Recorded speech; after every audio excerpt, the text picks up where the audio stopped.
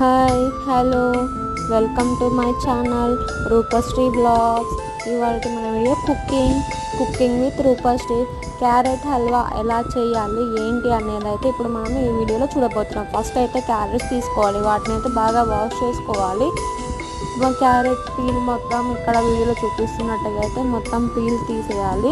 తర్వాత అయితే ఇక్కడ చూస్తున్నారు కదండి, మొత్తం క్యారెట్స్ చూడండి పీల్ అయిపోయిన తర్వాత క్యారెట్కి అయితే ఎడ్జెస్ ఉంటాయి కదా, ఫ్రంట్ అండ్ బ్యాక్, వాటిని అయితే మొత్తం కట్ చేసుకోవాలి. కట్ చేసుకున్న తర్వాత క్యారెట్ని మొత్తం గ్రేట్ చేసుకోవాలి, ఇలా తురుము పట్టుకోవాలి. మొత్తం అయితే అన్ని క్యారెట్స్ తురుము పట్టుకున్న తర్వాత వెయిట్ అండి, ఇంకెవరైనా నా ఛానల్ని సబ్స్క్రైబ్ చేసుకోకపోతే please subscribe to my channel Rupashri blogs. చూడండి ఇక్కడైతే మొత్తం క్యారెట్స్ అయితే మొత్తం తురుము పట్టేసుకున్నాను. ఇప్పుడైతే స్టవ్ వెలిగించుకొని ఒక ప్యాన్ పెట్టి ప్యాన్లో ఒక 2 టేబుల్ స్పూన్స్ నెయ్యి వేసుకొని అది హీట్ అయ్యే వరకు అయితే వెయిట్ చేయాలి. మనకి గీ అనేది హీట్ అయిన తర్వాత అయితే జీడిపప్పును వేసుకొని ఆ జీడిపప్పు అనేది మనకి గోల్డెన్ బ్రౌన్ కలర్లో వచ్చేంత వరకు అయితే మనము వేయించుకోవాలి. అవి చూడండి ఇక్కడ వీడియోలో చూపిస్తున్నాను కదా, మొత్తం అయితే గోల్డెన్ కలర్లోకి అయితే వస్తున్నాయి. అవి అలా వచ్చేసిన తర్వాత అయితే మేము ఒక ప్లేట్ తీసుకొని ఒక ప్లేట్లోకి అయితే వాటిని తీసి పెట్టుకోవాలి. అలా ఇవి తీసి పెట్టుకున్నాక అదే ప్యాన్లో మనమైతే ఎండు ద్రాక్షను అయితే బాయిల్ చేసుకోవాలి. అవి కూడా కొంచెం బాగా వేగిన తర్వాత వాటిని కూడా సేమ్ ప్లేట్లో మనమైతే జీడిపప్పు తీసి పెట్టుకున్నాం కదా, అదే ప్లేట్లో అయితే తీసి పెట్టుకున్నాను నేను. అది అయిన తర్వాత మళ్ళీ ప్యాన్ తీసుకొని ఒక 4 టేబుల్ స్పూన్స్ నెయ్యి వేసి, కావాలంటే ఇంక ఎక్కువైనా వేసుకోవచ్చు. మనము ఎక్కువ వేసుకుని ఒక 10 నిమిషాల పాటు మనం ముందుగా తురిమి పెట్టుకున్న క్యారెట్ ఉంది కదా, ఆ క్యారెట్ని మొత్తం అయితే ప్యాన్లో వేసుకోవాలి. మొత్తం ఆ గీలో మొత్తం అయితే కలపాలి. మొత్తం కలిపిన తర్వాత మనము కొద్దిసేపు అయితే అది హీట్ అవ్వనివ్వాలి. చూడండి నేనైతే ఇక్కడ వీడియోలో చూపిస్తున్నాను కదా ఎలా కలుపుతున్నాను ఏంటి, మొత్తం గీ అనేది పట్టుకోవాలి.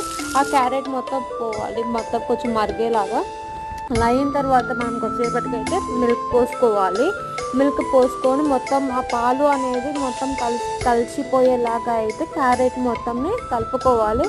తర్వాత ఒక 30 to 40 మినిట్స్ మనము దాన్ని బాగా ఉడకనివ్వాలి. మధ్యలో అయితే ఒకసారి నేను ప్లేట్ తీసి కలుపుకున్నాను.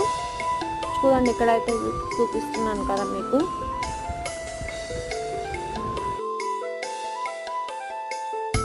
మొత్తానికి అయితే ఇప్పుడైతే పాలు మొత్తం అయితే ఆపరేట్ అయిపోయినట్టు ఉంది కదా. సో మొత్తానికి ఇప్పుడు షుగర్ అయితే 1½ గ్లాస్ అయితే యాడ్ చేశానండి నేను, చిన్న గ్లాస్. సో అది 10 to 15 మినిట్స్ పడుతుంది అదంతా మొత్తం మనకు మిక్చర్ అనేది థిక్నెస్గా రావడానికి. సో ఇలానే కలుపుతూ ఉండాలి, మొత్తం అది షుగర్ అనేది కలవాలి కదా. ఆ షుగర్ కూడా మనకు కొంచెం వాటరింగ్ లాగా అవుతుంది, మొత్తం అబ్జర్వ్ చేసుకునేంత వరకు మనం కలుపుతూనే ఉండాలి.